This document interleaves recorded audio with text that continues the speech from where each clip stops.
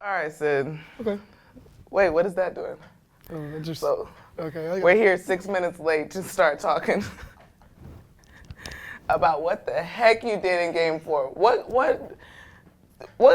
came across your mind? What, the fouling? No, well, that was ridiculous too, because I told you needed to be in the game.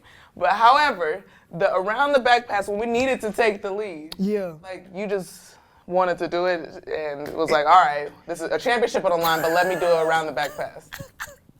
Remember how you were talking to me on the plane after? I said, there's no way that came to mind. So. Break down like what you saw. Okay. We got the steal going the other way. What I think. Game changing moment. Somebody. We get the ball. We going in transition. So I'm like, I love transition. Game on the line. Championship. Jackie passed the head to me. Leash was running hard. On that left side, you know she gonna finish it left every single time.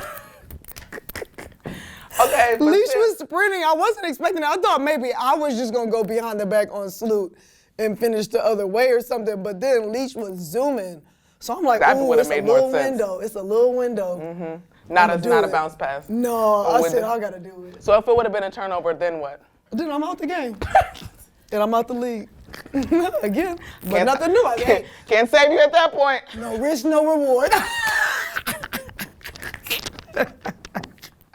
Like, Leash was going hard, though. Leash was running hard. I think that was one of the turning points of the game because we were just so hyped on the sideline. Yo, I was baffled. You were composed, though. I was baffled, I think. Okay, that's what it was. Two, I was like, I know what set they're about to run coming down. Like, let's lock in, make these free throws. Because then it was just like, oh, we're about to win the game. That was I think the turning point was, okay, when Leash drove and got like a left-hand layup on Thornton, and then the next play down, Jackie gave it to her in transition, I think. When she sealed and got that layup in transition, but it was like the momentum just changed. It seemed like we just started playing like, I don't think we were ever like tight because the pressure was on them, but it just seemed like we really believed at that moment, all right, then like we could do something right here. So take me through like your mindset, right? You've been scattered, like you're coming in, not coming in, but you knew in Game 4 you were gonna come in, right? Like you needed to be effective. Yeah. Please. I thought you were just gonna do a little bit more settled than the round the back pass, but you need to come in and have an influence. Woo. I was trying to channel my best. I wouldn't have even done that. That's not true. So take me through like your mindset leading in like the day before the game, Game 4. Day before the game, I was like. Were you nervous at all? I was nervous, but it was like a nervous excitement. Like I felt that we were gonna get this game, like we were gonna win this game, with all odds stacked against us. Cause, you know, like you and Kia went through, like y'all had to go through such a brief grieving period with what happened with y'all's injuries that y'all only got time to like cry and feel what you were feeling and, you know, like be sad about having to miss this big moment. But then y'all quickly like turned it around to be all in with what the game plan was, to be giving all of us confidence and rooting us on. So like for me, it was just like, I mean, it's just basketball. I believe that like our team is very talented, and I knew that like Leash was gonna go in with a very like defensive mindset and locked in on stopping Stewie, and I was very defensive. I knew when I went in, I was like, I'm about to be locked in on whoever I'm guarding. Like, I know who you were guarding. I have flashbacks. But it was really, honestly, it was the way we all came together and like truly believe. Man, Becky gave one of the best speeches in the locker room that I've ever seen or ever heard. Like, I can't even like recreate it, right? And she came up with a game plan that we all were like, huh? We were like, huh? That's three and I, or three and me, three and I. Whatever it was, I was just like, Becky, what? In her head, it was a light bulb like, this is how we're gonna makes win. sense. And I was like, anytime you tell me that if we're doing 2 on 5, I'm gonna do it because you said it's gonna work. You said it's gonna work. For whatever reason, I believe. All right, take me back. Sid and TP show, man. Oh, First of all, man. I paid a higher subscription than I was supposed to And then Now, my wife got mad at me that I did it for a whole year. So therefore, I was just really invested in the Sid and TP show. Money. Whatever, returns, royalties you have on the show, it's fine. Anyways, Sid and TP show.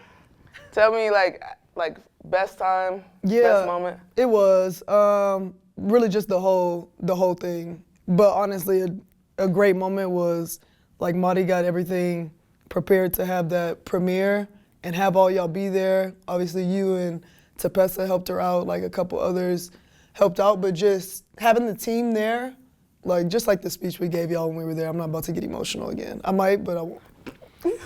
It was just the fact that, like TP and I, we're like journeywomen in the league. We've been on a lot of different teams, never super significant playing roles, but like Becky saw something in both of us that season that was, that they felt was important for that team. Mm-hmm. And so like our relationship doesn't happen without Becky believing that we have value beyond just the court, and with y'all seeing it too, because I think y'all respected us as players, but also as people, and like appreciated our energy. Like we all developed like true bonds and friendship. So for me, us getting a show out of that was in huge part to like our team that first year. So for me, just everything that every moment shooting on the show, everything that has come after it is super special because it's all connected to this place and to y'all. So yeah, it's been very fruitful. It's still giving, and I've already talked to you about some other things coming with it that you'll be a part of. So it's just, I don't know, it was incredible. Question. No, I have a question. Can we do a question? Wait, can we do improv as a team? You gonna bring something from Sid and TP show? Why did I just watch you in the airport doing Becky Improv, I think, would be perfect. Chelsea, I'ma just say Chelsea is one of the best impersonators that I've met. I played that entire first season, like joked around to get on Chelsea's nerves, the best stuff. Like everybody knows what came of that. But we really became great friends. And I told her I knew. We went out after the Seattle, when we were in Seattle. After that game that we won, what was it, in the semifinals, I think, when we went out? Yeah. And we were all dancing and stuff. And you was hitting the, and I was like, I didn't know she could dance like that. I said, I love dancing. I said, I knew I picked her. I picked her for a reason. She was dancing. Not long after, she was telling me how in college she actually took some acting classes. Like she was in theater. I'm like, we have so many similarities. Like I knew in my heart, I knew in my heart we really were gonna be best friends. Like I knew it. She hates it, but like we really have a lot more in common than people realize. And so when I'm a producer and director in the future, Chelsea's gonna be in my stuff. H is gonna be in my stuff. No, because they're actually really funny. When they don't put on their like professionalism for y'all in front of the camera, they're a fool. All right, so now let me ask a question. Oh gosh, I don't know where this is gonna go. You're a mother now. I am. You're a mother now, and I know it's gotta be just so crazy to have gone from like 2 incredible seasons back to back. Like we won championships, you're our starting point guard, a leader for our team. Like just those 2 things were obviously like huge, exciting, memorable basketball-wise.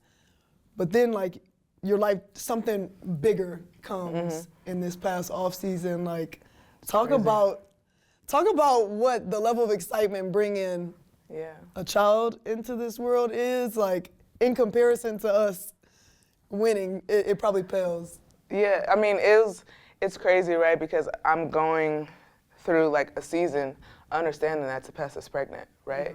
And so like my focus is making sure that she's good, baby's good, but also like being present and being here and like making sure that, like you said, leader, making sure that everybody is good and know what we're about to do.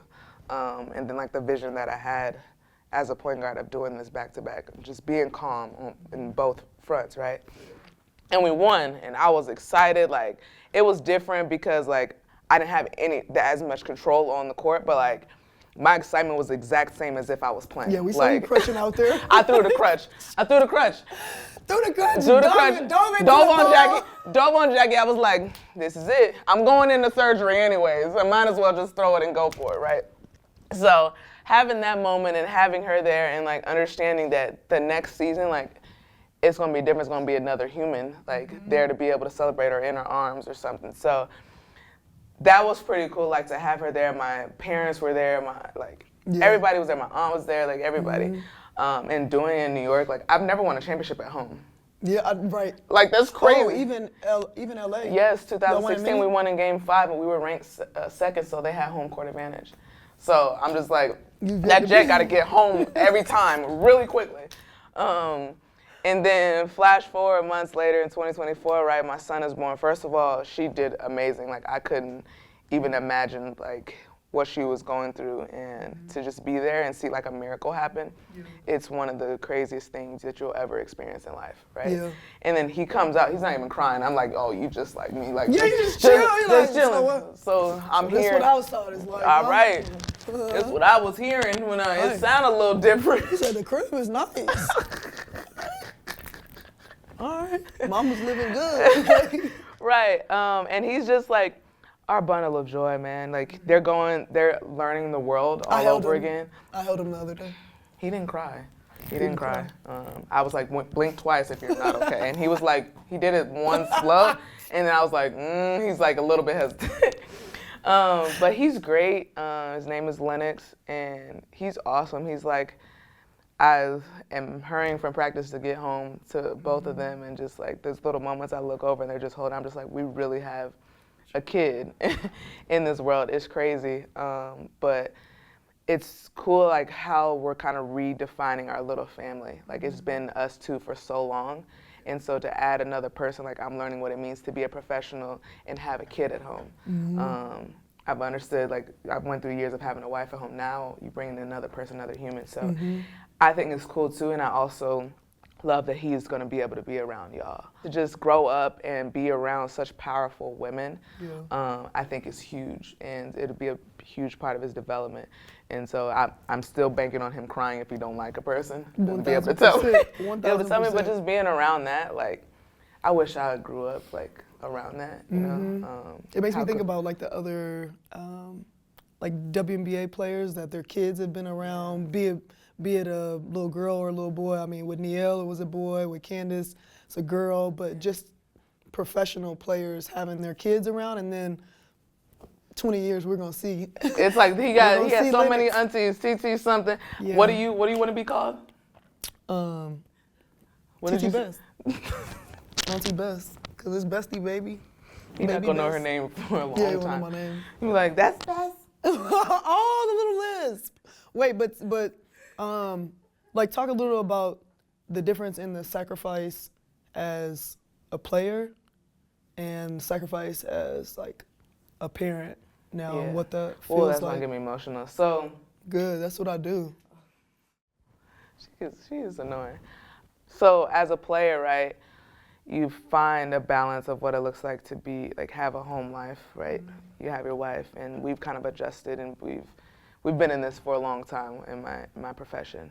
But now having a kid, like, there's going to be road trips and things that I miss, and I'm already like, I miss his first smile already. Like, little things like that, I know that I can't get back, but like, I think that, like, Tepessa took a poster home the other day. It's like, I got to show him when he's understanding, like, look what mommy did, right? Like, little things like that I know I'm going to miss in the moment, but it's part of our profession, it's part of our world. So I want him around you guys and us as much as possible to understand what it looks like to be in this world. Whether he's at a young age, like, if he's 2 and he's walking around, he's like, he's just walking around the age facility like, this ain't normal. We haven't always had this, right? So it's pretty cool, like, that he's going to be around that, but there's things that I will miss, and like coming to terms, it's going to be hard in the moment. And on the flip side, I want to be home, so there's times where I'm not going to be able to be here as long as I want to. So my schedule has to look a little bit different of getting shots in, getting work in early, so that when I'm home, I'm able to be home. And scheduling like the week a little bit differently, because I also have to keep in mind like my partner, her having her time, because I'm away and it's a lot more on her. So it's going to be a learning process for me, for Tepessa, and for Lennox, of what it kind of looks like. Yeah. Okay. So we talked about the growth of Tepessa's stomach. But watch this transition. Let's talk about the growth of women's basketball. Talk to me. Y'all think that was good? So we saw the growth in Tepessa's stomach.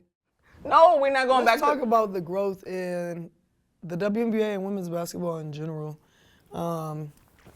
Yeah, like there's a, we're in the midst of just a different time period. Like college players with NIL coming into the league. I know. I need back pay. Continue. Talk about your excitement for the women's game. Obviously, like, you're an analyst. Like, you're involved in the college game. Like, you do the NBA. Like, you watch. You're aware of the growth that's taking place in the women's game. But talk about your excitement to see it and how you feel this is a turning point in our game right now. Let me do a connection here really quick. Please. Let me help you out here. Okay. So when you first came into the league, right? Practice facilities, travel, like all things were different. You're just like, dang, if we could just get to where we can come in and have a locker room and keep our stuff there. Yeah. Right? And you always say, like, you want to leave the game better than you found it.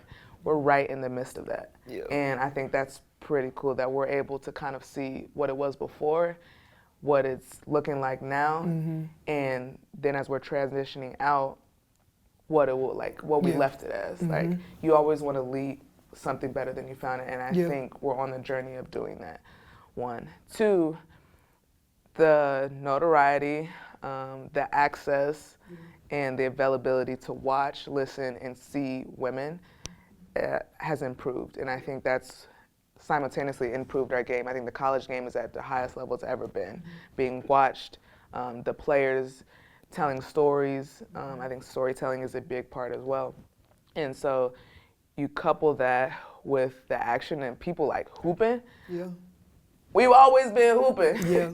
but to now like show that, it's different. It's raised the level. I know for you graduated in 2011. How have you like been affected or like seen this now that I feel like there's more basketball behind me than it is in front of us? What do you feel has been the biggest growth spurt or growth moment for you? Like for me or for what I've seen in the game? Like, I think what you said is super important. There's only like a certain number of players in the league right now that experience what it was like before things, like when things weren't as good, and like have been around to see the changes start to happen, and then we'll also be here when things are getting like much better. But like for me in 2011, I was drafted to New York, and so I was in a good situation because we shared like a practice facility with the Knicks. Now we didn't play in MSG, we were playing in New Jersey at the Prudential Center at the time, so I didn't get to play in MSG, they were doing renovations.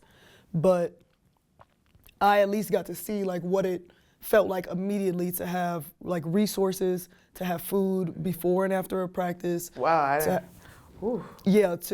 have your own facility that you could go to shoot in, to have just like the ability to recover at the same place. It just moving to different teams, that was not the norm. Like, you can be practicing in a rec center, like we practiced where a church like league happened, or like across the street from a church when I was in San Antonio.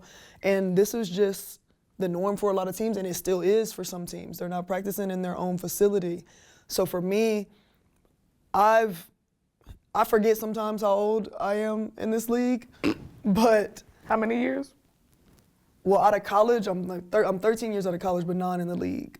So I look at things and the way that they're changing, and I'm like, it's so interesting because I played with and against some incredible players and saw some like legends come in and out of the game when I was young. And now you're seeing like different legends start to pave the way. You, Asia, like a lot of like other players pave their way. And then there's gonna be somebody after y'all. So I'm like, I feel fortunate to be watching it all happen and like see the differences in the time, see the differences in social media, to see the difference in, like you said, the access. Like, what do we see? I mean, with college sports, with WNBA, you see when you put women's sports on TV and you make it accessible to people, people will watch. But when the barrier to watch is so great, like I know me personally, if you say, click the link in my bio, but I'm already past that bio, I might not go back to click that link. And that's a simple step. So some people just aren't making another move to go watch. So if I try to go watch a WNBA game, I gotta log in, I gotta do this, no, I gotta buy something, oh, it's a blackout. Like, I'm not the blackout interested be crazy. in this at this point, you know? I'm gonna go watch something else. So I think it's been cool to see that our games have been easier to watch, so it's been easier to get fans. And like you said, the most important thing has been when the people come, the game's gotta be good. And like, there are certain teams in our league, certain matchups in our league, when people watch, they know it's gonna be Yeah, it's happened great. all over around sports, like from way back when, like you would want to tune in or find the channel, everybody would go to the nearest restaurant and bar to go see the game between Magic and Larry Bird. Yeah. Right? You would tune in to see Candace versus Sylvia Fowles, right? You would see Tamika Catchings and somebody like, you see all these things, but now it's kind of transitioning a little bit, right? Yeah. People want to tune in to see Asia Stewie matchup, right? You want to see these different matchups. Now these college players coming in, you want to see people matching up. It's funny that you said that like we've been able to see like the trenches before, and then now, you know that song by J. Cole, Middle Child? Yeah. I'm like, this is us. Like play that song. Like I'm close to this, but I'm also close to that. Right? 1000%. Middle Child is exactly like I feel like where we kind of are. And it's pretty cool to see and like be a part of. It really is. I'm excited for where the game is gonna go. You just want, like you said, you want to see things left better than when you got there. So I'm like, I think it's for us as vets to make sure that we're giving them tools, that we're not gatekeeping and like not giving them information. Like we got to give them the goods, because people online, they already think we're the jealous, bitter vets, and it's like we're not. Like I do need back pay. Do need back pay though. No, I'm playing, but nah, it's a beautiful thing. Like this is what we work so hard for. It's what you work hard for, man. And one day Chelsea's gonna be coaching in it. She's gonna be coaching in this league. We'll see. No, I'm gonna call her, but I'm gonna make sure that it's gonna happen. there's gonna have some rules in our contract. Do not do this. Don't do this in front of the players. Just because I know that this is what you can. Please do not do this in front of the players. Anyways, I actually do kind of love this girl. She's great. Let's just hug so they really feel it. Woo! Yep, we'll dap up. Love this girl. She's great. I still don't agree with the around the back pass to wrap things up, but she's great. Love you, Chelsea.